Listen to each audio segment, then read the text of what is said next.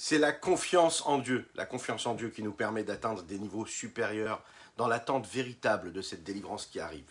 Vous savez que quand les Béné Israël sont sortis d'Égypte, on raconte que les femmes ont eu cette force-là et cette conviction, et elles ont animé cette conviction et cette foi et cette confiance en Dieu. Comment? En sortant d'Égypte avec toupim et mecholot, des tambourins. Elles se sont mises à chanter, à danser. Ce que n'ont pas du tout fait les hommes. Les hommes ont prié.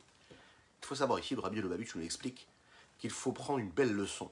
Les femmes ont cette confiance, ce pragmatisme et cette foi véritable en Dieu. On y croit. Dieu a décidé de nous sortir d'Égypte, il nous sortira. Et on doit le faire déjà en se préparant avec des chants et des danses. L'homme, lui, il est dans la prière. Bien sûr qu'on est en exil et qu'il faut prier et qu'il faut demander à Kadosh Baruch Hu de nous sortir de cet exil. Mais il faut avoir une telle confiance en lui de l'habiller à travers ses chants et ses danses. Boker Tov les Koulam, bonjour à toutes et à tous. J'espère que vous allez bien. Je suis infiniment heureux de vous retrouver dans cette magnifique matinée que Dieu nous offre sur la terre. D'ores et déjà, on peut se souhaiter un très bon Shabbat Shalom en ce vendredi Erev Shabbat. Et nous allons développer ensemble notre Tanya du jour ainsi que celui de Shabbat, Be'ezrat Hashem avec l'aide d'Hashem. Je vous invite à partager, à liker et commenter cette publication afin que nous soyons encore et toujours plus, me dit-on, à nous écouter et nous regarder, que ce soit donc en live ou en replay sur les différents réseaux. Je vous rappelle que nous sommes présents également sur les réseaux podcast, etc., sur toutes les plateformes, donc n'hésitez pas à écouter ces shurim, ces cours, que ce soit en live ou en replay, sur ces plateformes-là. Juste après ces quelques nous avons démarré et nous étudions pour la réfoua chez les mains de Pinchas Ber Ben Yentel, et qu'Hachem lui envoie une véritable guérison totale et complète et une bénédiction extraordinaire pour ses enfants et ses petits-enfants, Bezrat Hashem.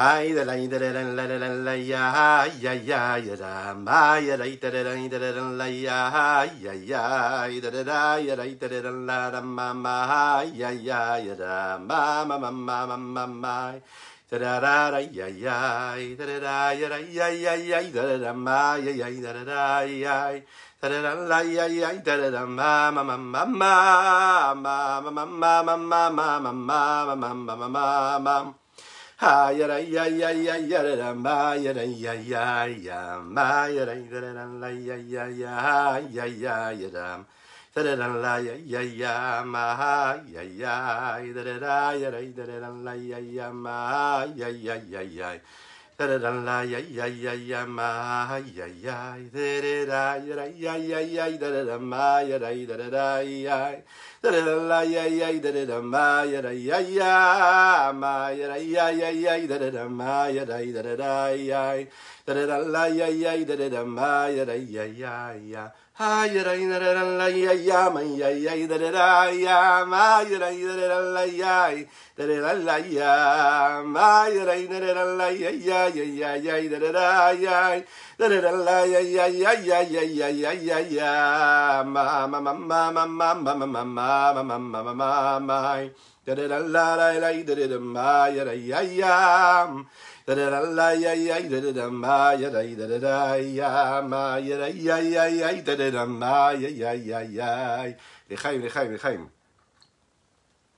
Il y a un juif un jour qui est venu voir le rabbi de Lubavitch et qui lui a dit voilà, j'aimerais vraiment pratiquer la Torah et les mitzvot, mais ça me paraît difficile.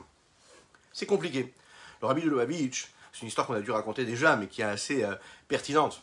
Il lui a dit regarde, dis-moi, est-ce que tu sais nager? Il a dit oui, bien sûr, je sais nager. Est-ce que tu te souviens comment est-ce que tu as appris à nager?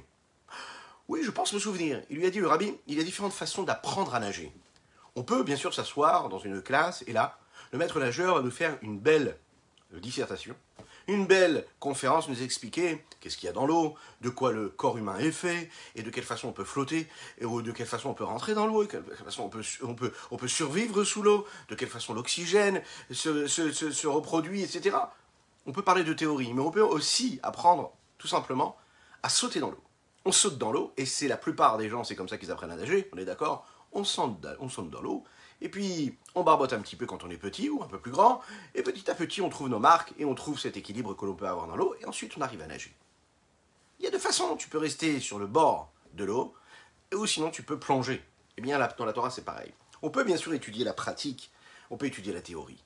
On peut se jeter dans la Torah, c'est-à-dire de se dire, voilà, je vais faire ce que j'ai à faire. Je peux attendre d'avoir les émotions, d'avoir le ressenti dans le cœur, de me dire j'attends de ressentir, je ne ressens pas assez la nécessité de faire le Shabbat comme il faut.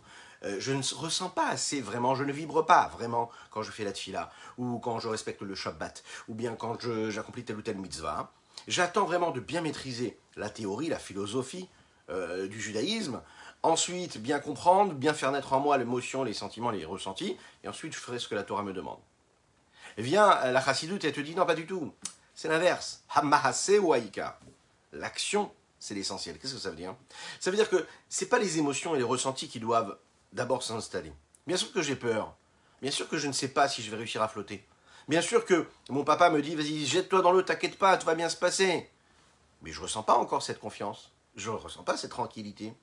Non, ça ne me suffit pas. Et puis je me jette dans l'eau, et puis j'ai encore peur. Et puis je vais nager 1 mètre, 2 mètres. Petit à petit, au début je m'attends, au début j'ai une petite ceinture, mais après j'ai une petite bouée de sauvetage, et puis après j'ai ci, après j'ai ça.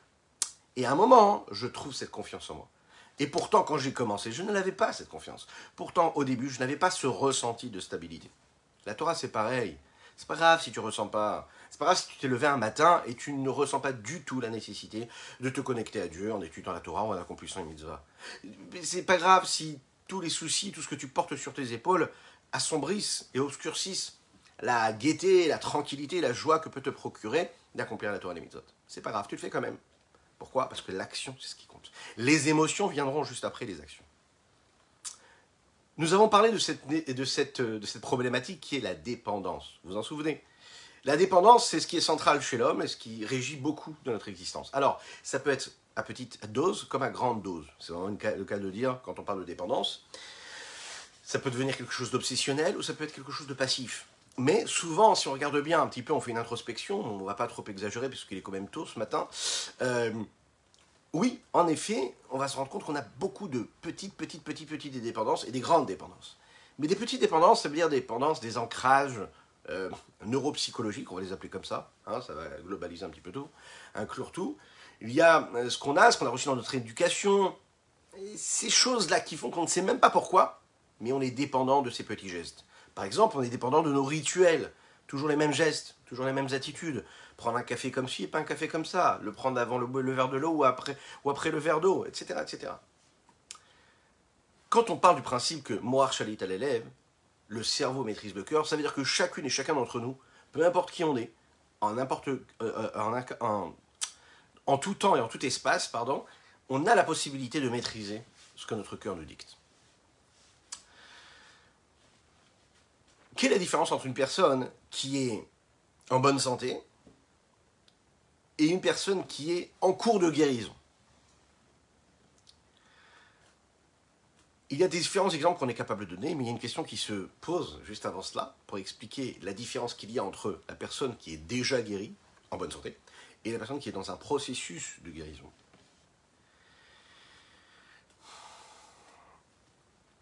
Ça rejoint le dilemme que nous avons et qui nous permet d'expliquer pourquoi on est capable de dire que Karov Elecha Davar Meod, c'est proche de toi d'accomplir la Torah et des mitzvot, même si tu ne les ressens pas à 100%. Boker Tov à ceux qui nous rejoignent. Est-ce que ce principe-là de dire que le cerveau maîtrise toutes ses émotions et maîtrise son cœur, c'est quelque chose que nous recevons depuis notre naissance, ou bien c'est quelque chose qui évolue dans un processus? Est-ce qu'on est en bonne santé, ou est-ce qu'on est dans un processus de bonne santé? D'un côté, on peut dire qu'on est avec ça, c'est-à-dire qu'on est constitué de cette façon-là, puisque notre cerveau est au-dessus de notre cœur, dont notre maîtrise intellectuelle, elle est là, et elle peut maîtriser ce qui se passe au niveau de nos émotions. D'un autre côté, s'il y a des gens qui ne se maîtrisent pas, comment ça se fait que la Torah peut nous dire que tu peux faire ce que tu as à faire? Rabbi Shimon Zalman, il nous dit ici, c'est la différence qu'il y a entre ce qui est normal et ce qui n'est pas normal, entre une situation normale et une situation qui n'est pas normale. Et il faut savoir distinguer cela. En effet, il faut savoir que dans notre vie, on a des passages. On a des moments où on est dans une norme. Et il y a des moments où on n'est pas dans la norme. Il y a des moments où on sent qu'on fait ce qu'il faut, là où il faut, au moment où il faut. On sait qu'on a une forme de lucidité, de tranquillité d'esprit, et parfois même émotionnelle, qui nous permet de réagir et d'agir en conséquence. Parfois, on n'est pas dans la norme. Parfois, on n'est pas dans un état normal. Alors, pour quelles raisons? Il y a plein de raisons. Plein de raisons extérieures à nous, ou même parfois intérieures à nous, à ce qui se passe dans notre psychologie, qui vont générer cette non-normalité. Donc tous nos réflexes et toutes nos actions, tout ce qu'on fera, toutes nos décisions dépendront de cet état qui n'est pas normal. Sans chercher la raison de cet état qui n'est pas normal, le constat il est là, on remarque bien que notre état ne sera pas normal.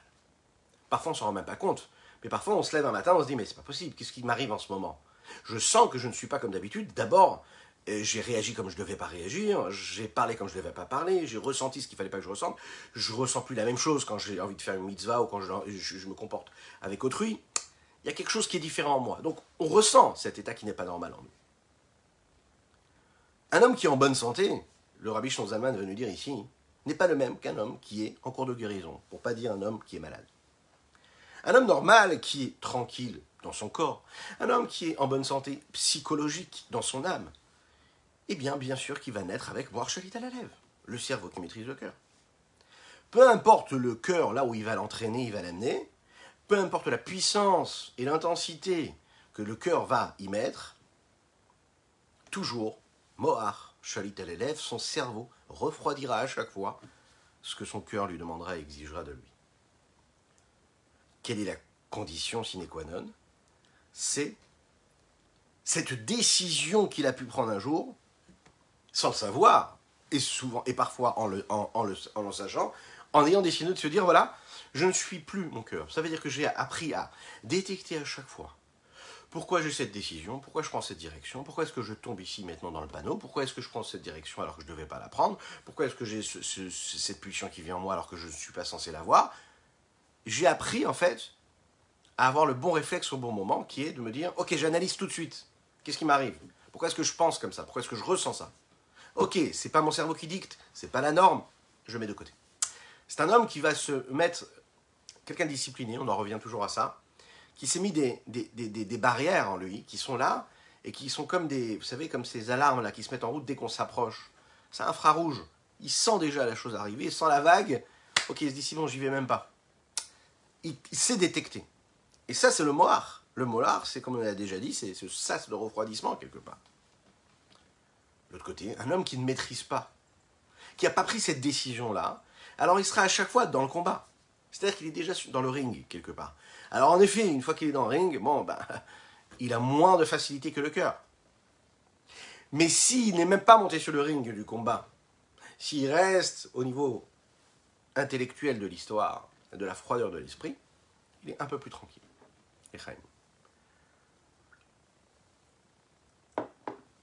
Un homme qui n'arrive pas à se maîtriser, particulièrement quand il est dans un état malade, en cours de guérison, on va dire. Alors, c'est pas une situation naturelle et c'est pas une situation normale. La raison à cette maladie-là, c'est que tout simplement, l'homme souvent s'est habitué à courir après ses pulsions et ses désirs, à se soumettre à eux. Donc il a créé des réflexes qui sont inverses à ce qui est censé avoir comme réflexe. Donc il a créé des mécanismes, il a créé des automatismes, il a créé une nature. Et de façon petite, et de petit à petit, en fait, il a plongé encore et encore jusqu'à un jour où il se relève comme ça, il se dit mais qu'est-ce qui se passe, comment j'en suis arrivé là?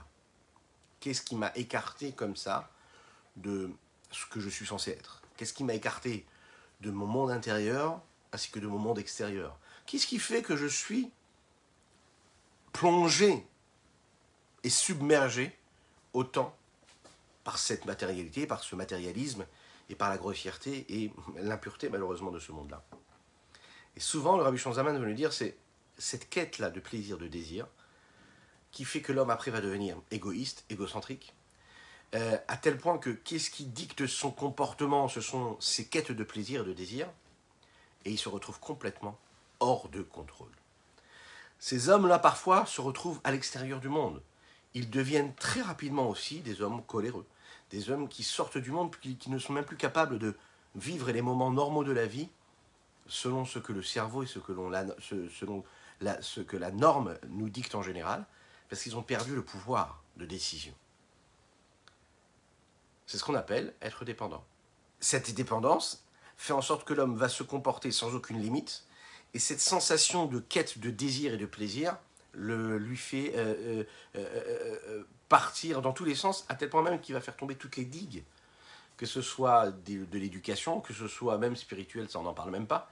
Mais un homme, il va vraiment, quand il pousse, quand il suit, et dans une quête comme ça, permanente, du désir et du plaisir, eh ben, il sort du monde. C'est la raison pour laquelle nous disons que il y a un des éléments qui fait sortir, entre guillemets, l'homme du monde, et c'est vraiment ce qui se passe en réalité, c'est la ta'ava. La ta'ava, c'est motzi et adam min haolam. Ça le fait sortir du monde.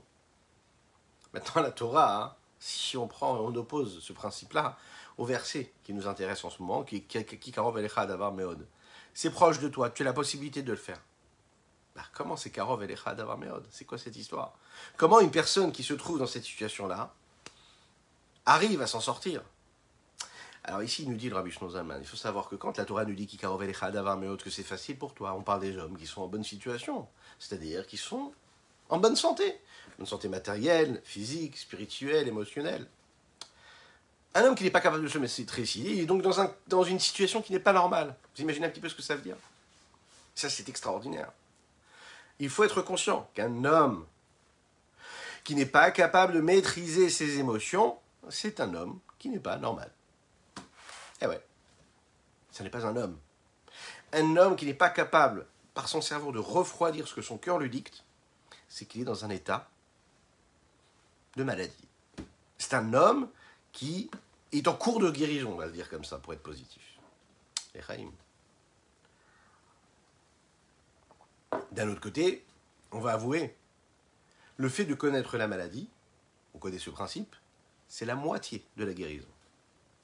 Lorsque l'on comprend que c'est une véritable maladie et que ce n'est pas normal de ne pas être capable de refroidir avec son esprit ce que notre cœur nous dicte, de se sevrer de cette dépendance-là et de retrouver cette entière disponibilité de l'esprit et du cœur, c'est-à-dire cette maîtrise totale de ce que nous sommes, alors à ce moment-là, vous savez, c'est quand on pense que c'est tout à fait normal, eh bien on continue dans cette chute-là.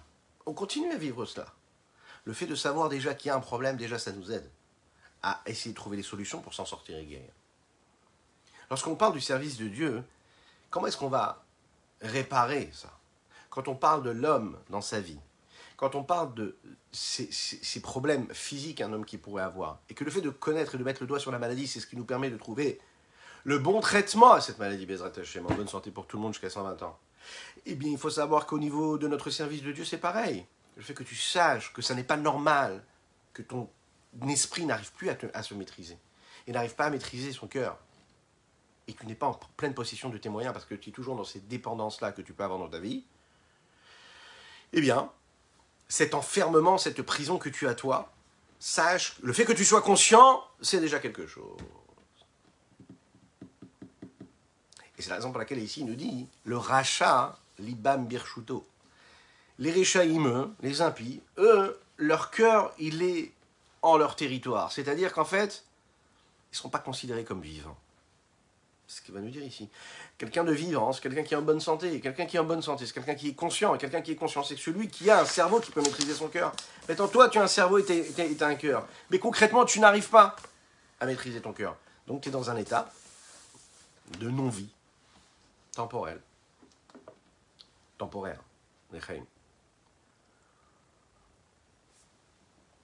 C'est la raison pour laquelle Rabbi Shlomo Zalman va nous dire ici, un rachat ne peut commencer à servir Dieu si ce n'est qu'il ait fait d'abord teshuva, le retour vers Dieu. D'abord, je fais teshuva, je demande pardon à Kadosh Baruch Hu, à Dieu, sur mon passé, sur ce que j'ai pu faire avant. Un homme qui a été dans ces dépendances-là, ben, il va demander à Kadosh Baruch Hu pardon, il va se sevrer de ses dépendances, et là, à ce moment-là, il va aller vers quelque chose d'autre. Regardons dans les mots ce que Tania nous dit ici. Vezeu kol ha'adam, c'est ça l'histoire de l'homme. Toute l'histoire de l'homme, c'est ce que nous dit d'ailleurs Kohelet. Sauf davar kol nishma et elokim yerav et mizvotav shmor ki ze kol ha'adam. Sauf davar, en fin de compte, il faut savoir que tout se saura, en fin de compte. On ne peut rien cacher. Tout se connaîtra, tout se saura. Qu'est-ce qu'il te reste à faire? À craindre Dieu. À garder bien les mitzvot et la Torah. À bien faire tout ce qu'on te demande. Qui zé kol ha'adam. Parce que c'est toute l'histoire de l'homme. C'est tout ce qu'on attend d'un homme. En conclusion de tous ces processus qu'il peut y avoir dans le corps de l'homme, dans son âme d'ailleurs, même également, dans toute son histoire, dans tout ce processus psychologique qu'on a analysé ensemble, il y a une chose qu'il ne faut pas oublier, c'est que l'essentiel de tout, c'est qu'est-ce qui va en ressortir à la fin. Si j'ai fait toute une introspection personnelle, toute une analyse personnelle, psychologique et intellectuelle, et j'ai réussi à arriver au constat que qu'est-ce qu'il faudrait que je fasse, c'est rester au fond de mon lit et surtout ne pas bouger, c'est que je me suis trompé.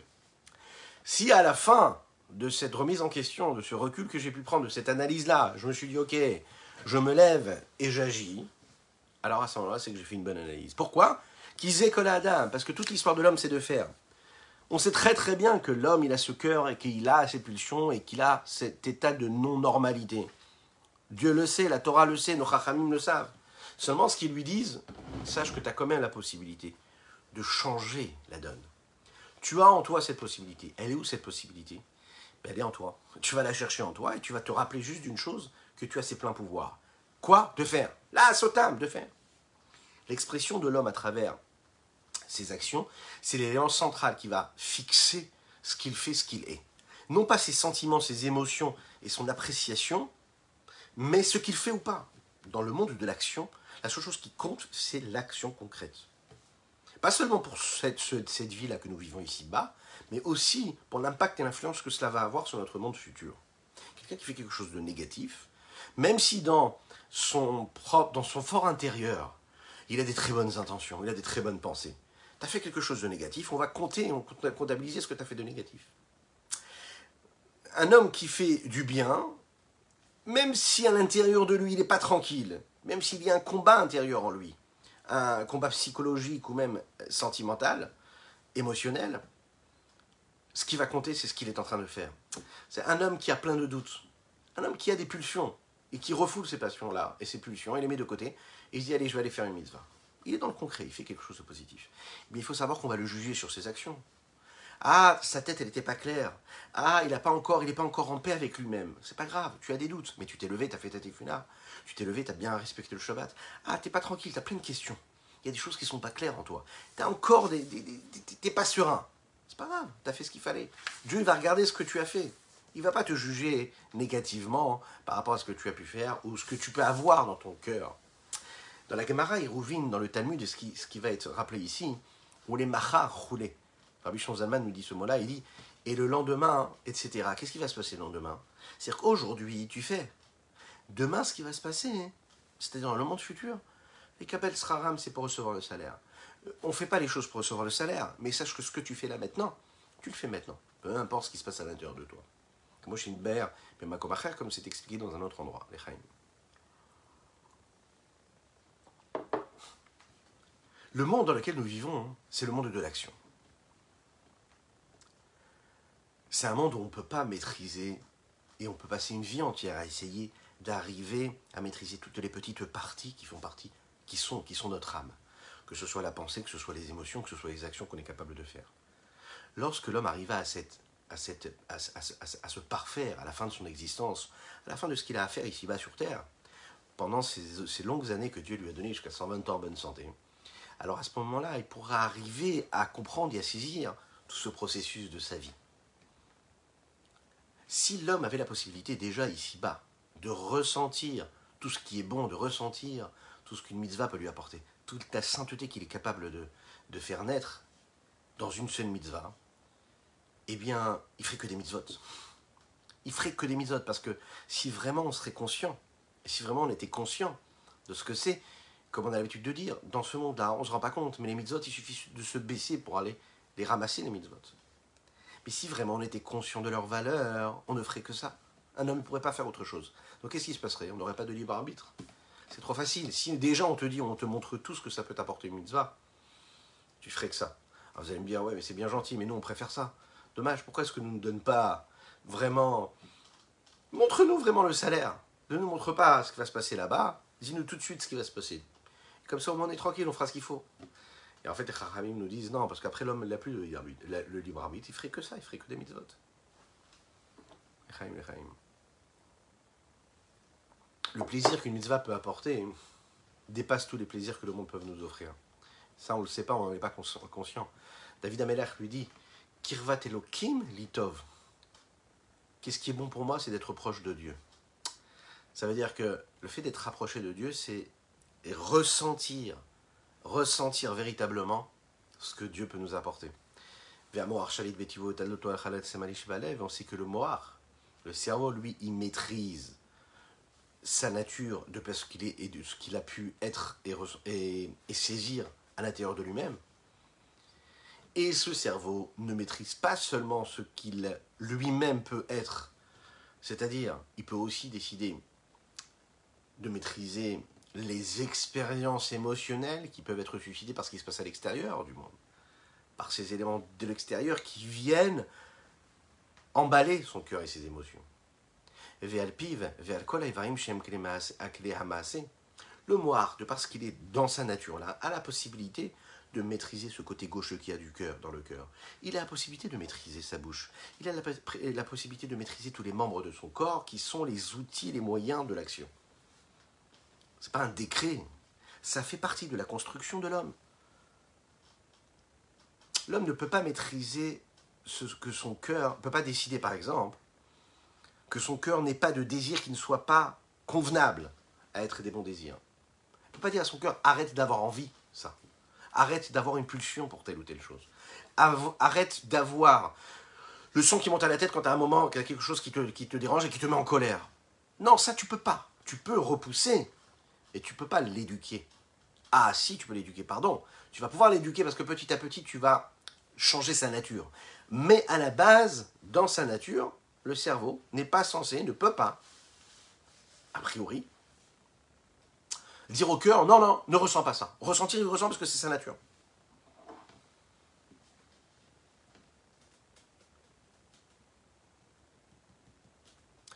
Le rabbi Shlomo Zalman, ici, nous rajoute quelque chose. Il nous dit, Imlo Mishou Racha Behemet. Ça fait un petit peu peur.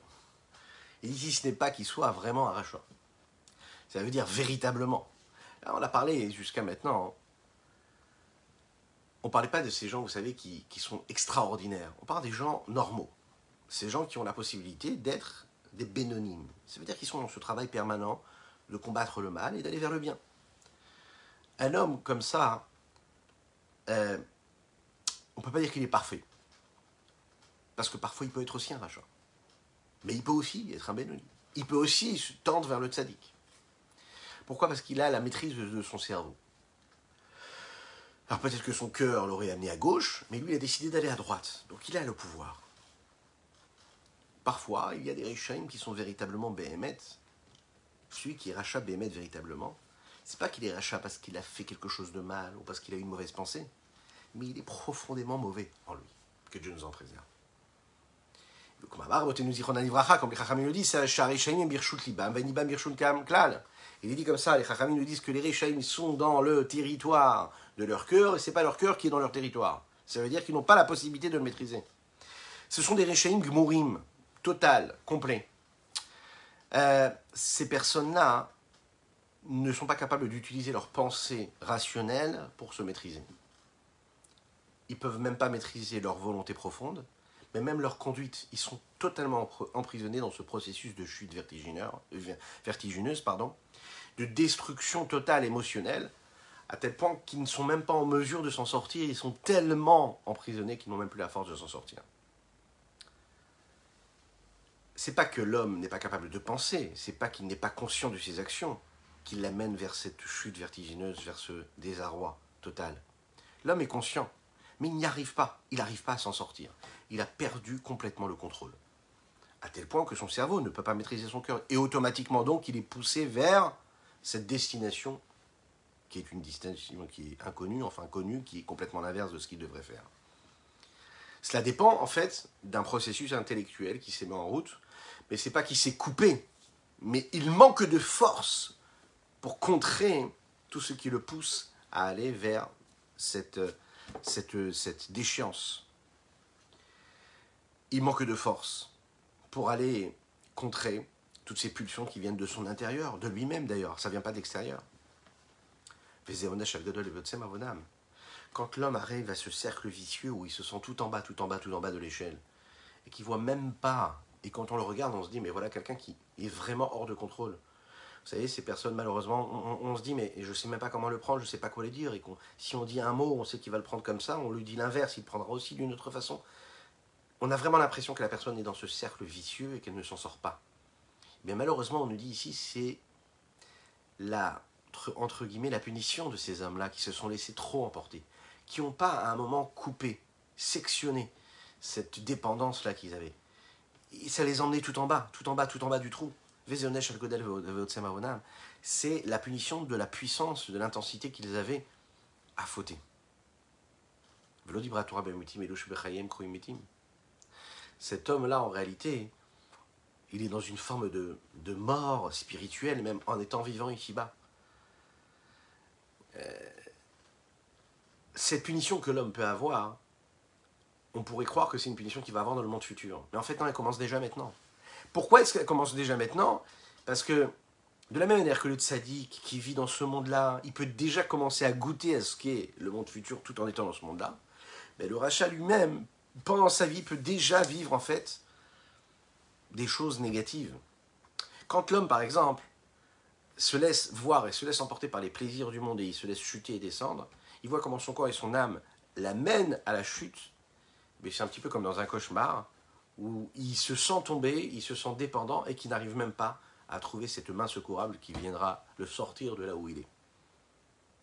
Pourquoi? Parce que son cœur n'est plus dans son territoire, il ne maîtrise plus. Donc il ne peut plus briser ce cercle vicieux, et s'il ne peut plus briser ce cercle vicieux nauséabond et destructeur, qui parce que véritablement il faut le savoir, il ne faut pas se mentir, ce rachat-là ne pourra jamais retourner vers Dieu s'il n'a pas fait d'abord teshuva. Il faut demander pardon sur le passé pour essayer à travers cette teshuva-là de changer le passé, donc de changer son essence et sa nature, afin qu'il ne soit plus ce rachat et afin qu'il puisse enfin, par cette teshuva-là, briser ce cercle vicieux et rentrer dans un cercle vertueux. Comment? Et là, on va donner la technique et ça va devenir un peu plus heureux et joyeux. Et vous êtes d'accord, si on parle de ces choses un peu négatives, c'est pour être conscient comment le cœur de l'homme peut l'amener à des choses qui sont terribles. L'echaim.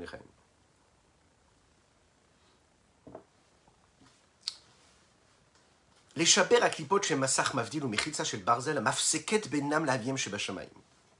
Entre les Rishaïm, entre l'impie et Dieu qui est dans le ciel, il y a cet écran, ce Mechitza shel Barzel, il nous dit ici, vous savez, c'est plus qu'un écran.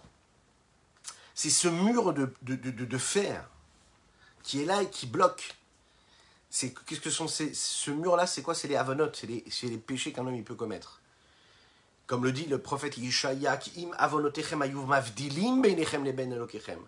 Cette coupure-là qui est là, cette séparation qui se crée entre le rachat, l'impie, et qui fait qu'il est complètement prisonnier, ce sont ces fautes-là. Maintenant, je fais teshuva. Et quand je fais teshuva, je brise ces chaînes-là de cet enfermement. Voilà. Quand je fais teshuva, je fais tomber ce mur-là de pierre et je fais tomber ce mur de fer, encore plus que cela. Maintenant, quel est ce mur-là? Eh bien, ce mur-là, c'est ce que nous avons tous en nous. C'est ce cœur qui est censé être brisé, que l'on doit briser, comme le dit David Amelech, Zivre Elokim Ruach Nishbar Lev Nishbar. Qu'est-ce que c'est le sacrifice pour Dieu? Vous savez ce que c'est? C'est quand on est capable de mettre sur l'autel de notre vie les larmes qu'on est capable de verser pour demander pardon à Dieu. Un cœur brisé, un esprit brisé, qui demande pardon, qui est conscient de tout ce qu'il a pu faire de mauvais envers Akadosh Baruch Hu, envers Dieu, c'est justement ce qui fait tomber ce mur de fer qui sépare l'homme de Dieu. La teshuva, la force de la teshuva. Mirirat nafsho, cette amertume qu'il ressent dans son âme, profondément, sincèrement, intègrement, au plus profond de son âme, il ressent ce qu'il a pu commettre comme égarement à cause de ses fautes. Comme il est dit dans le Zohar, qu'est-ce qu'il dit le Zohar sur ce verset? Quand il y a un cœur brisé, grâce et par le cœur brisé, eh bien l'esprit d'impureté qu'il y a sur terre, qui a été engendré par les égarements de l'homme sur terre, cela brise l'esprit d'impureté qui est là, des sitrachara qui proviennent de l'autre côté. Vous savez, ce fameux autre côté qui est l'inverse de la sainteté. C'est-à-dire que tout ce qui n'est pas la sainteté dans mon existence, tout ce qui n'est pas de la Kedusha, tout ce que je fais, tout ce que je ressens, tout ce que je dis, tout ce à quoi je suis, en quoi je suis investi et ce qui me préoccupe et vers lequel je suis attiré, et qui n'est pas de la sainteté, qui n'est pas là pour accomplir la volonté de Dieu, mais assouvir quelque chose qui me plaît à moi, c'est de la Touma. On est conscient de ce que ça veut dire, c'est énorme. C'est l'inverse de la Torah, c'est l'impureté. Maintenant, il y a quelque chose, il y a une énergie qui a été créée, qui a été suscitée par tout ce que j'ai pu faire, qui a amené cette impureté-là. Moi, je veux faire disparaître cette impureté-là. Qu'est-ce que je fais? Je fais teshuva. L'amertume que je ressens dans mon âme par rapport aux fautes que j'ai pu commettre, la teshuva que je suis en train de faire, ce regret véritable, profond, sincère que j'ai pour Dieu, me permet de briser autre chose, de briser les forces de l'impureté. Ayen Sham Parashat Pinchas Dav Resh Mem ou Parashat Veikra Dafret Vedaf E Amud Alev ou Peperouche Aramaz Sham. Là-bas, il expliquait qu'un homme il peut réussir à arriver à briser cette clipa, cette écorce-là, parce qu'il brise son cœur, et quand il brise son cœur, eh bien, il brise ce qu'il y a autour. Pourquoi ça s'appelle une clipa? Alors, c'est très intéressant de voir ce que explique le Rav Adin Ben Israël sur ce qui est dit dans le Zohar. C'est qu'il faut savoir qu'un homme, quand il agit, eh bien, il s'entoure comme d'une bulle. Tu fais quelque chose de positif, eh bien, tu es en train de créer une bulle de sainteté. Tu fais quelque chose de négatif, tu crées une bulle d'impureté. L'homme qui fait encore et encore de l'impureté, qui génère de l'impureté, qui va chercher sa source d'énergie dans l'impureté, donc qui la nourrit en même temps, et quand il la nourrit, il crée encore de l'impureté, et encore de l'impureté, et bien, il crée comme ça des cercles d'impureté autour de lui. Dès l'instant où il brise son cœur, eh bien, il brise ces cercles-là, ces petites bulles, et il les fait disparaître petit à petit. Ça, vous savez, il suffit chacun de se regarder dans le miroir, ou pas, ou fermer les yeux, de se ressentir à l'intérieur de nous-mêmes. Ça peut être une bulle qui est physique, ou ça peut être une bulle qui est spirituelle. Ça peut être de l'impureté comme ça que l'on ressent, mais ça peut être aussi, vous savez, parfois, une bulle physique. Quel est l'entourage que j'ai? Est-ce que j'ai un entourage qui est positif ou un entourage qui est négatif? Le plus bon des hommes, eh bien, vous le mettez dans un milieu social, dans un cercle social, vous le mettez avec un entourage qui est négatif, eh bien, il va se perdre complètement. Pourquoi? Parce qu'il va être influencé par l'esprit d'impureté qu'il y a autour d'eux. Donc un homme, pour briser cette chaîne-là, pour briser ce cercle vicieux, il y a un moment où il doit taper sur la table, du poing sur la table, doucement, hein, pas trop, et puis de se dire, où j'en suis, qui je suis, qui il y a autour de moi, quel est mon entourage, qui je fréquente, qu'est-ce qui me donne comme énergie, vers quoi ils me font tendre, de quoi ils me parlent, qu'est-ce qu'ils font remonter en moi, quelque chose de positif ou négatif. Je cherche un petit peu ce qui se passe autour de moi. Et je fais le tri. Je brise complètement ce cercle-là. Et là, à ce moment-là, je peux aller retrouver ce qui se passe dans mon cœur. Donc, c'est quand je brise physiquement ce cercle-là qui est autour de moi, cet entourage-là qui est autour de moi, quand je vais chercher quelque chose en moi qui va vraiment, vraiment me faire prendre conscience de qui je suis, alors à ce moment-là, je peux arriver à cette forme de teshuva. Et là, le Rabbi Shlomo Zalman va décrire cette teshuva, c'est ce qui correspond au Tanya de demain, de Shabbat, Lechaim Lechaim. Il nous dit ici, c'est ce qu'on appelle la teshuva tata'a. Il y a différentes façons de faire teshuva et de retourner vers Dieu de manière inférieure ou supérieure, différents niveaux. Première teshuva de base, teshuva inférieure, c'est quand le cœur se brise. Il ne peut plus supporter la puissance de la douleur, et il a de la douleur parce qu'il est conscient de ce qu'il fait. Et donc, quand il est conscient et il commence à souffrir, à avoir mal d'être tellement éloigné de Dieu, donc ça l'amène à quoi? Ça l'amène à ressentir cette douleur, ce qu'on appelle un cœur brisé. Lev nishbar venitke. Ce cœur qui est brisé l'amène à une intention de teshuva, donc de retour. Les ha'alot lachem tata, les ha'alot he tata'a, la hakima min filata shenafla et la chetsonim. Il y a dans le nom de Dieu 2 lettres E. Yud, Ke, Vav, Ke. La dernière lettre du mot E, elle est tombée. Elle est tombée parce que, à travers les fautes, on l'a fait tomber. Quand un homme fait teshuva, il prend ce E inférieur, le dernier E. C'est un petit peu dans le principe du mot de teshuva, comme on le découpe aussi également. Teshuva, ça s'écrit tet, shin, vav, bet et E. Teshuvah, c'est tashuv ke, retourner vers le ke, retourner vers Dieu, ramener le et à son niveau initial. La hakima min filata shenafla et la chitzonim, pour ramener et faire remonter le et qui est tombé dans les chitzonim. Qu'est-ce que sont les chitzonim? Les chitzonim, ce sont toutes les forces inférieures, toutes les forces de l'impureté, qui se sont nourries des fautes qu'on a pu commettre, et qui ont généré elles aussi ces fautes-là, du coup, après avoir été nourries par ces forces-là, et qu'elles ont elles-mêmes généré une énergie qui est négative et qui est impure. On doit s'en sortir de cela. Le et, c'est expliqué dans la Chassidut, dans la Kabbalah, hein, il nous permet de visualiser un petit peu ce qui se passe quand on fait descendre du haut vers le bas quelque chose. D'accord? Ça exprime le fait de faire descendre l'intensité de Dieu ici-bas. Le Yud, lui, fait allusion à la source première qui se trouve dans le nom de Dieu, hein, Yud, Ke, Yud, ce qui se trouve dans la Chorma, la sagesse, ce point culminant, comme un petit point. C'est d'ailleurs pour ça que le Yud est écrit comme ça, comme une petite virgule, un petit point. Jusqu'au dernier E ici-bas, qui lui fait référence à quoi? À la Shrina. Donc du premier Yud, on fait passer au E, donc le E, le Yud, c'est ce qu'il y a tout en haut. On fait descendre l'énergie divine à travers le premier E. Et cette énergie qu'on a réussi à faire descendre, qui venait de Chorma, du niveau le plus élevé, il va jusqu'à le dernier E du nom d'Akadosh Baruch Hu, Yud Ke Vav Ke, qui lui est représenté par Malchut. Malchut, c'est la dernière des Siphiroth, la dernière des énergies, le dernier niveau, qui lui va recevoir tout ce qui venait de ce Yud-là. La Shrina. Cette Shrina, ça veut dire l'évidence de Dieu, le rayonnement de Dieu ici-bas sur terre, est tombée. Est tombée pourquoi? Parce que l'homme a fauté. Quand on faute, on fait tomber cette Shrina. Et quelque part, elle s'est déchirée, elle s'est coupée de son lien initial, cette lettre E qu'il y avait avec le premier Yud Ke Vav, le début du nom de Dieu. Elle s'est coupée de cette source de vie. Lorsque le cœur de l'homme, lui aussi, se brise à l'intérieur de lui-même, alors à ce moment-là, se brise aussi cette force d'impureté qui a été créée par toutes ces avérotes, toutes ces fautes, qui, elle, est mise en allusion par ce qu'on appelle aussi, vous savez, toutes ces séphirotes-là qui ont leur pendant négatif et dans l'impureté, ce qu'on appelle la malchoute de l'impureté. Donc quand toi tu viens et tu pleures, et tu brises ton cœur, et tu demandes pardon à Dieu, tu regrettes tes fautes, alors à ce moment-là, qu'est-ce que tu fais? Tu as brisé la malchoute de la touma, de l'impureté. C'est plus l'impureté qui règne, mais c'est un moment où tu as brisé ce règne-là.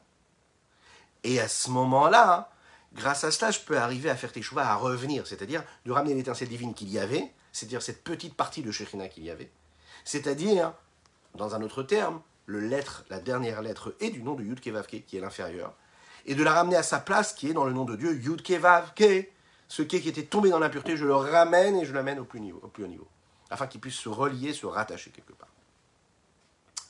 D'après ce qui est dit ici, en fait, c'est pas seulement la teshuvah de l'homme qui lui permet de revenir et de retourner à sa place, mais en réalité, grâce à cette teshuvah à lui, il ramène la Shrina.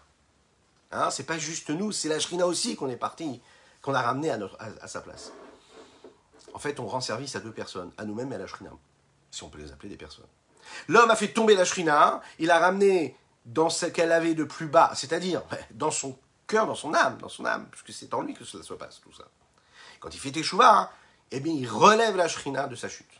Chez Usod Galut Shrina. C'est justement ce que nous appelons l'exil de la Shrina. De la même manière que le peuple juif était en exil en Égypte. Qu'est-ce qu'il y avait en exil? Il y avait la Shrina, c'était Dieu qui était en exil. Qu'est-ce que ça veut dire que la Shrina, elle tombe dans les mains des forces, des écorces, des clipotes qui sont à l'inverse de la sainteté? Galut Shrina, c'est cette chute-là, de ce et-là qui descend si bas. Pourquoi est-ce qu'elle souffre? Pourquoi est-ce que la Shrina, elle souffre ici-bas? Pourquoi est-ce qu'on ne pourrait pas dire que la Shrina, c'est la Shrina? Dieu, c'est Dieu. Et l'homme, quand il fait une bêtise, il souffre, il tombe en bas, et puis c'est tout. Ici, le Rabbi Shlomo Zalman va nous rappeler une chose. Galou le Edom Shrina Emahem. Il est dit dans le texte qu'un homme, quand il est en exil, c'est pas seulement lui qui est en exil, mais c'est aussi la Shrina. Quand le peuple juif se trouve en exil, il prend aussi avec lui la Shrina. Et elle aussi est emprisonnée. Ça veut dire que quand je pense à quelque chose et que je fais quelque chose de négatif, qui correspond à Edom, c'est-à-dire aux nations du monde, qui peuvent amener l'homme à faire l'inverse de la volonté de Dieu, qui chez Adam aussi Maasé Edom, lorsqu'une seule entité du peuple juif, une seule personne du peuple juif, fait quelque chose de négatif, eh bien, il devient ce qu'il n'est pas, c'est-à-dire autre chose qu'un juif qui accomplit la Torah. Il devient quelqu'un d'autre.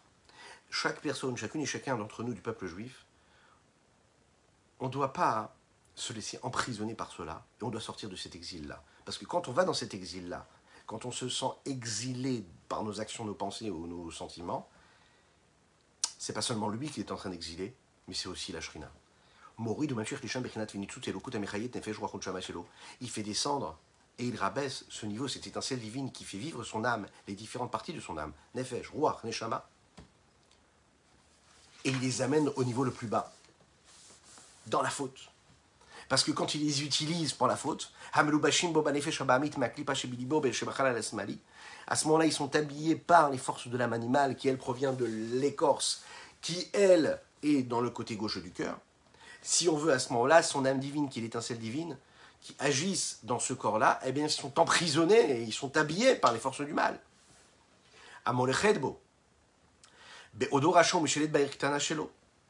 Celle qui est en lui, et celle qui maîtrise et qui gouverne dans cette petite ville qui est ce qu'il est lui, c'est-à-dire son corps et la vie matérielle de son corps. Et les différents aspects de son âme sont complètement conquis dans son exil à elle. Avant que ce soit un exil qui est global, c'est un exil qui est personnel. Et lorsque son cœur se brise, libo, bekirbo à l'intérieur de lui-même, et que l'esprit, le souffle d'impureté de l'autre côté qui est en lui, là commence à se briser et s'effriter un petit peu. Et là, à ce moment-là, il se sépare toutes ces énergies-là, elles se désintègrent quelque part. Alors à ce moment-là, la Shrina, cette étincelle divine qui est en lui, Kama min filata, elle renaît de ses cendres, elle remonte, elle se relève de sa chute. Vegamit Sava, elle va se tenir comme il faut. Comme il expliquait dans un autre endroit, que la libération, la délivrance de cette Shrina, globalement, dans tout ce qu'il est capable de faire, mais aussi par son effort précis et particulier, l'effort de chacune et chacun d'entre nous. Comment? Parce qu'il va arriver à faire une bonne teshuva, parce qu'il va se poser des bonnes questions, parce qu'il va chercher en lui les forces qui lui permettront d'atteindre, c'est-à-dire cette véritable teshuva, ce véritable retour vers Dieu. Alors à ce moment-là, on réussit par cela à arriver à une véritable délivrance totale, celle de tout le monde, de toutes et tous. Echaim, Echaim, Echaim.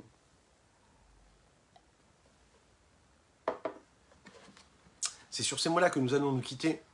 On a pu aborder le Tanya du jour ainsi que le Tanya Be'ezrat Hashem de la semaine prochaine. J'ai dit une bêtise, quelle de semaine prochaine? De demain, de Shabbat. Be'ezrat Hashem Dieu nous donnera les forces pour faire le Tanya la semaine prochaine. Je vous souhaite un Shabbat Shalom Uvorach, un super Shabbat de paix, de sérénité, de joie, de tranquillité, de libération, de délivrance personnelle. Quoi de mieux en cette paracha de Beau pour arriver à la délivrance totale, sortir de nos chaînes et de nos barrières, sortir de ces sources d'impureté, sortir de toutes ces énergies négatives qu'on a pu produire à travers nos avérotes. Et parce qu'il faut toujours être positif, sachez-le. C'est une promesse. On est au seuil, vraiment, de cette délivrance-là. Elle arrive cette délivrance. Elle est là, en fait, en réalité, comme le disait le Rabbi, et qui continue à le dire. Ouvrez les yeux, Mashiach arrive. Voilà, il faut savoir qu'on a des pouvoirs énormes en nous, et qu'on doit aborder chaque instant de notre existence en se concentrant sur le positif et sur la Shrina qui est en nous, à tout ce qu'on peut générer comme sainteté. Je vous rappelle que nous avons étudié pour la Refoua Shenema de Pinchas Ber Ben Yentel, mais ainsi que pour le mérite de chacune et chacun d'entre vous. Je vous invite à partager, liker et commenter, et abonnez-vous sur les différents réseaux. C'est important, abonnez-vous, cela nous donne beaucoup de force. À très bientôt. Shabbat Shalom.